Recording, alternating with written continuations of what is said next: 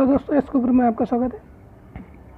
आज हम लेके आए हैं साइंस के ध्वनि से कुछ प्रश्न उत्तर लेके आए हैं, ऑब्जेक्टिव टाइप। शुरू करते हैं। पहला है, ध्वनि उत्पन्न होने का मुख्य कारण है तो पदार्थों की गति। ठीक है, पदार्थों में कंपन, वायु में प्रकाश। तो यहाँ पे हमारा पहले का दूसरा ऑप्शन सही हो जाएगा।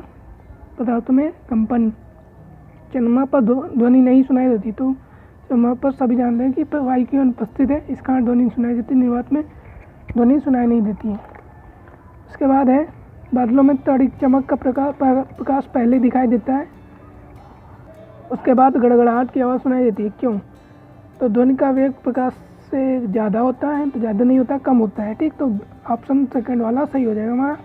ठीक है, उसके बाद है 4 नंबर, माध्यम जिसमें ध्वनि का वेग सर्वाधिक होता है, तो उसमें सर्वाधिक होता है, तो 4 नंबर सही हो जाएगा।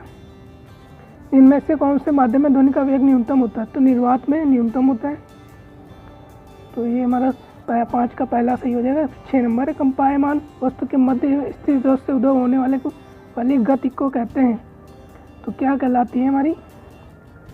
तो इसमें ऑप्शन दिया है, आवृत्ति, आवर्तकाल, तरंगदैर्घ्य, कंपन। तो जो हमारे कंपायमान वस्तु के मध्य में स्थित में इधर उधर होने वाली गति होती है, तो वो हमारी कंपन कहलाती है। ठीक है, तो 6 का 4 हो जाएगा। उसके बाद सेकंड, 1 सेकंड में होने वाली कंपनों की संख्या क्या कहलाती है? तो कंपनों की संख्या में ही आवृत्ति कहलाती है, तो 7 का 3 हो जाएगा। 8 नंबर, आवृत्ति की SI मात्रक क्या होता है? तो हमारा आवृत्ति का SI मात्रक हर्ट्ज होता है। ठीक है, कंपायमान कण की मध्य स्थिति में अधिकतम विस्थापन को कहते हैं, तो कंपायमान कण के मध्य स्थिति से अधिकतम विस्थापन को क्या कहा जाता है? हमारा आयाम कहा जाता है। ठीक है, क्या कहते हैं? आयाम। इसके बाद है 10 नंबर, आयाम का मात्रक क्या होता है? तो आयाम का मात्रक जूल होता है। आवृत्ति के SI मात्रक का नाम जिस वैज्ञानिक के नाम पर रखा गया, तो ये हमारा ऑप्शन 2 सही है, हेनरिच रुडोल्फ हर्ट्ज। ठीक है, उसके बाद है, मानव द्वारा सुने जा सकने वाले कंपनों की आवृत्ति क्या होती है? तो जो आवृत्ति होती है वो हमारी 20 से 20,000 हर्ट्ज के मध्य होती है। 13 नंबर, किसी ध्वनि में कंपनों की आवृत्ति 20,000 से हर्ट्ज से अधिक है, तो वह ध्वनि कौन सी हो जाएगी? पराश्रव्य, अल्ट्रासोनिक ध्वनि। तो हमारा 13 का 3 सही हो जाएगा। अपश्रव इंफ्रासोनिक होती है, तो अपश्रव वो होती है जो 20 हर्ट्ज से कम होती है, और पराश्रव कौन सी है? जो 20,000 हर्ट्ज से अधिक होती है। ठीक है, उसके बाद कम से अधिक वेग वाले माध्यमों में सही कम से अधिक की ओर बोला है, तो पहला होगा हमारा गैस, द्रव और ठोस, तो ये तीसरा वाला ऑप्शन सही हो जाएगा। 15 का 3। ठीक है, उसके बाद 16 है, स्टील पानी निर्वात में हवा में ध्वनि की चाल प्रदर्शित करने वाला क्रम होगा, तो स्टील में सर्वाधिक होता है, पानी में उससे कम, और निर्वात में हवा में उससे कम, फिर निर्वात में। ठीक है, तो यहाँ पर स्टील, पानी और हवा का ऑप्शन दिया है, स्टील, पानी, हवा का ऑप्शन 4 है। ठीक है, तो 16 का 4 हो जाएगा। उसके बाद शुरू करते हैं 17 वायु में ध्वनि की चाल होती है, तो 332 मीटर पर सेकंड होती है ध्वनि की चाल वायु में, तो यहाँ पे हमारा 3 नंबर सही हो जाएगा। 18 नंबर, स्टील, पानी, निर्वात, हवा में ध्वनि की चाल प्रदर्शित करने वाला प्रक्रम, तो वायु में होती है हमारी 332 मीटर पर सेकंड। यहाँ पे सबसे पहले स्टील है, स्टील में सबसे ज़्यादा होगी, पानी में उससे कम, निर्वात में उससे, हवा में उससे कम, फिर निर्वात में। यहाँ पे हमारा निर्वात 0 है। ठीक है, तो 0 हो गया, ये हमारा ऑप्शन सेकंड वाला, ये क्रम हमारा ऑप्शन सेकंड में बैठ रहा है। 5100, 1490, फिर 0, 332। क्वेश्चन नंबर 19 है, ताप बढ़ने पर ध्वनि का वेग क्या होता है? ताप बढ़ने पर ध्वनि का वेग कम हो जाता है। ठीक है, उसके बाद है, हवा में नमी बढ़ने पर ध्वनि की चाल क्या होती है? तो हवा में नमी बढ़ने पर ध्वनि की चाल बढ़ जाती है। उसके बाद है 21, ध्वनि की तीव्रता और प्रबलता का मात्रक हमारा हर्ट्ज होता है। ठीक है, तो 21 का फर्स्ट रो सही हो जाएगा। उसके बाद है 22, यदि बादल में बिजली की चमक से ठीक 3 मिनट बाद बादल के गरजने की आवाज़ सुनाई देती है, तो बादल की दूरी क्या होगी?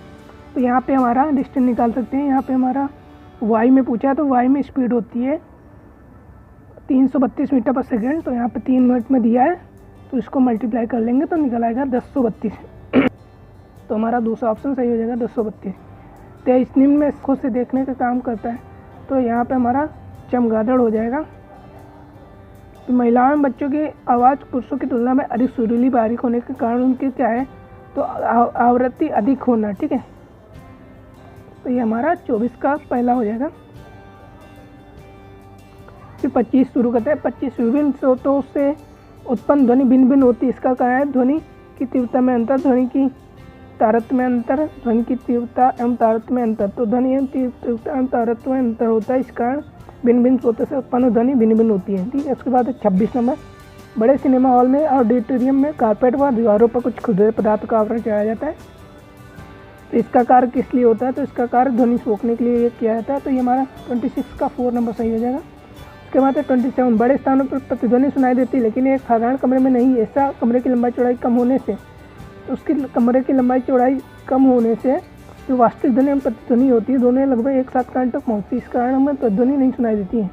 ध्वनि का तारतम्य निर्भर करता है, तो ध्वनि का तारतम्य किस पे निर्भर करेगा, तो ध्वनि का तारतम्य हमारा आवृत्ति पर निर्भर करता है,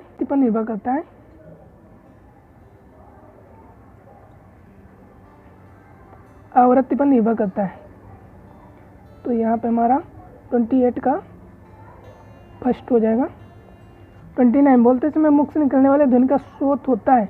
तो बोलते समय मुख से निकलने वाले ध्वनि का स्रोत होता है हमारा वाक तंतु। ठीक है, जो गले में होता है जिसे कंठ बोलते हैं, वाक तंतु। तो तीसरा वाला सही हो जाएगा। 30 नंबर है, रोगों की देखते समय डॉक्टर UGSG कराने के लिए लिखा जाता है तो सोनोग्राफी लिखा जाता है। ये 4 नंबर सही हो जाएगा 30 का। 31 नंबर, ध्वनि की प्रबलता या तीव्रता का कारण है। तो ध्वनि की प्रबलता या तीव्रता का कारण हमारा अधिक ऊर्जा है। अधिक ऊर्जा के साथ बोलने पर अधिक तेज से ध्वनि निकलती है।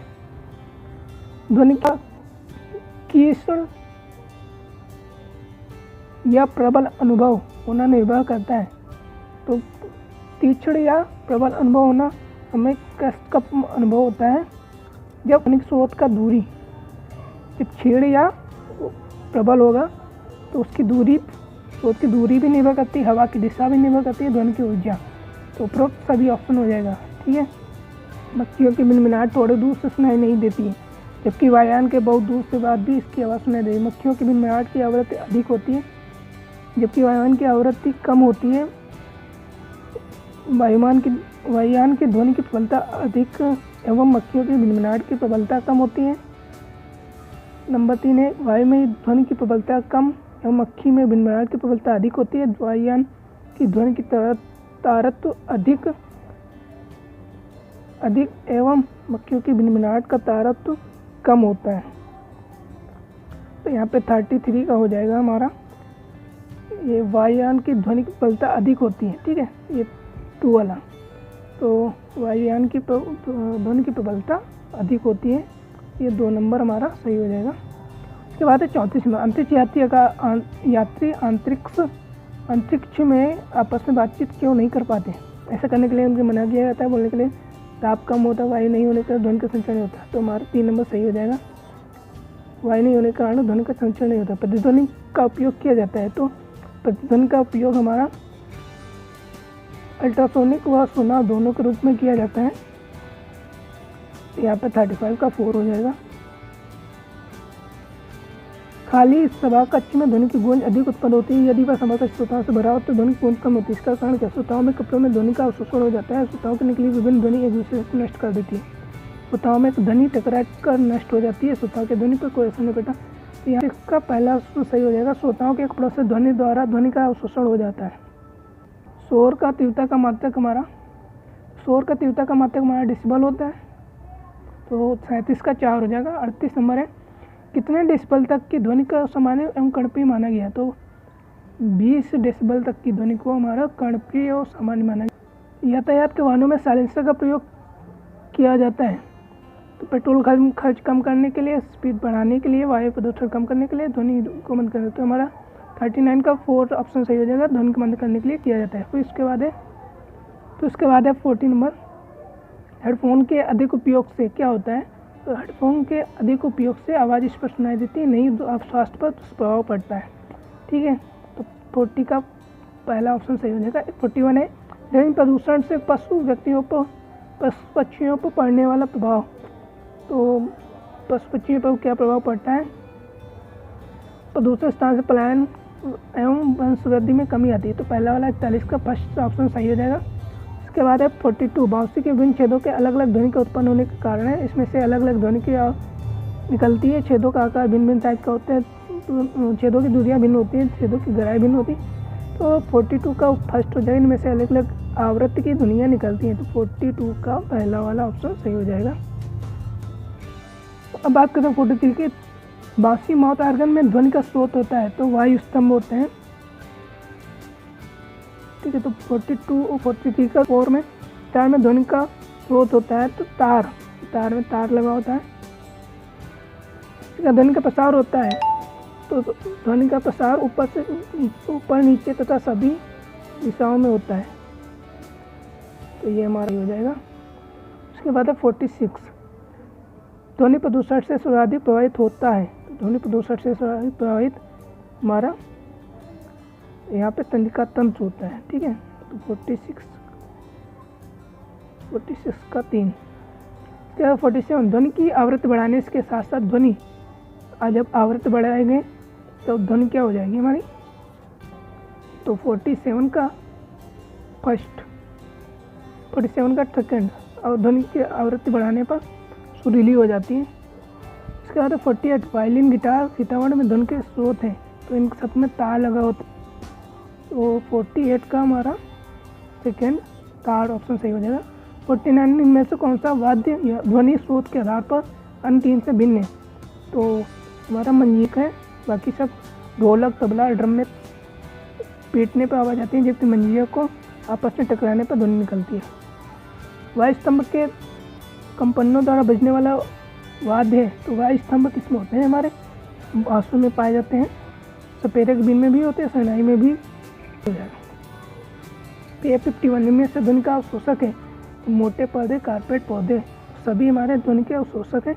51 का 4 हो जाएगा। इसके बाद 52 सारंगी बांसुरी के बजाने में अलग अलग प्रकार की ध्वनि बदलती है, तो तार वायु स्तंभ की मोटाई में परिवर्तन करके, तार वायु स्तंभ के तनाव को परिवर्तन करके, लंबाई में परिवर्तन करके, उपरोक्त सभी।